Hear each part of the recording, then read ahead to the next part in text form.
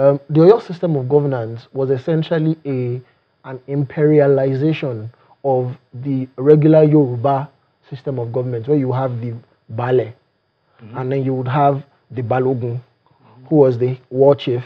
You would have the chiefs who would be Otunwosi and all of that, and then you would have the military force, which were usually the hunters.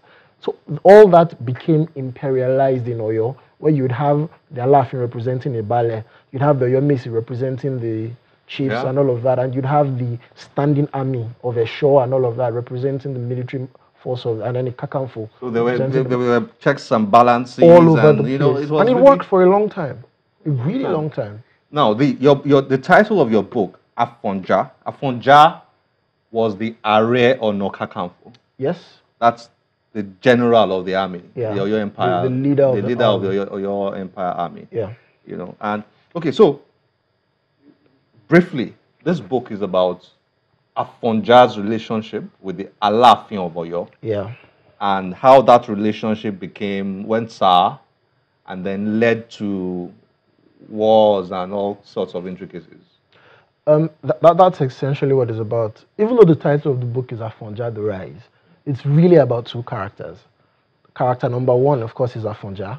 But character number two is the Aláàfin who he was supposed to serve under, Aláàfin Aole. And it was the interaction. I usually say that leadership amplifies the weaknesses of men. So when you see a man that has a certain weakness, realize that if you thrust leadership on that man, that weakness is going to be amplified by leadership. Now, what happened with Aule was that he had certain weaknesses. Afonja also had certain weaknesses, that the leadership positions that he occupied meant that the implication of those weaknesses was empire-wide. Yeah. And unfortunately, both of them, the interaction of their weaknesses sort of reinforced each other. So Aule had a weakness that was essentially looking for his place in the world. So to say, he was a prince that was cast out and all that type of thing. And Afonja had a weakness around, he believed he was destined for something. Yeah. And that type of, interaction led to this guy questioning Afonja's loyalty. And Afonja, because of the questions of his loyalty, began to undermine. Became a rebel. Exactly. And once that happened, it was just a vicious cycle, combined with the intricacies of all the people surrounding them. The Bashorun had his own goals. The Laguna of Oyomesi had his own goals. Aule's wife had her own goals. Abike, she had her own goals. Everybody had a goal that they were chasing. Tunde, look, your book is really interesting. Thank you. Thank you for saying that again. Really, it's but do you think that has to do with me having a Yoruba background? How will somebody who has no idea of Yoruba culture, Yoruba history, grasp this? What do you think?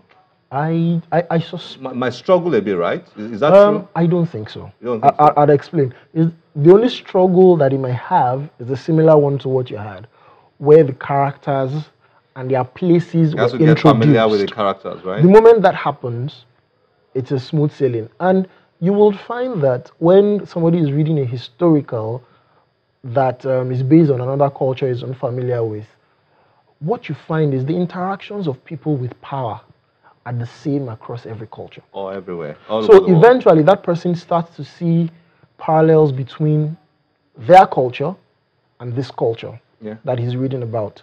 Yeah. You know something? One of the problems with historical fiction is that people who critique them tend to focus too much on the authenticity of the historical part of the book. Yeah. And forgets that it's just plain. It's a story. It's just a thriller. It's just, it's just good old thriller, romance, war, and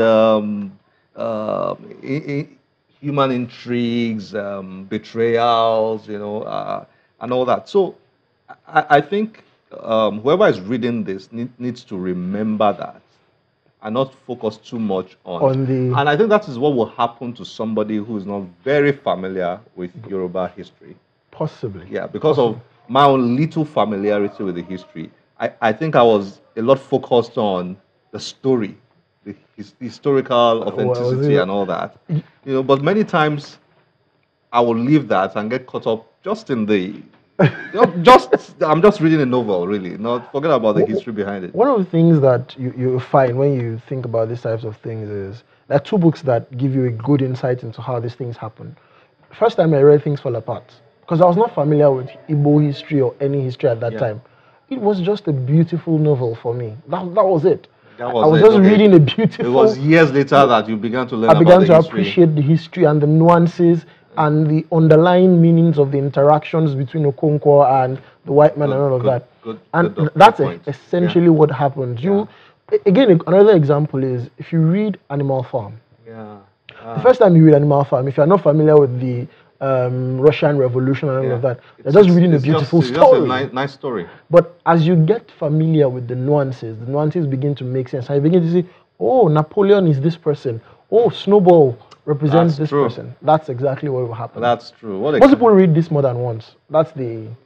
What a character. So you're planning to turn this into a movie, right? I mean... You have to. I have to. The other day at your event, I was hearing Tunde Leye mentioning that he'll be keen on... I mean, Tunde Leye is insistent on making this movie. Insistent. And I'm glad that he is, because I'm not sure there is another person that can do more justice to it than him. It's going to be fantastic. What is happening to our history? What's going on? Is it because we're not having enough books like this? Could that be part of it? I think that's one problem. I think the other problem is one of the things that was identified on the panel at the fact that parents, the first place that you teach history is the home. A lot of parents that experience this or had fathers that were, for example, Kiriji is not so far back in our history. It's 150 years. So there will be people alive today that actually spoke with people that participated in that war. Okay. I'm certain that my grandfather, for example, would have participated in war because we're Ekiti. Tunde, we are really out of time. Oh, we could go on. We could. On this. Thank you very much for joining us on Thank you for having me again. I appreciate it. Nice to chat with you, and congrats once again. Thank you very much. Well done.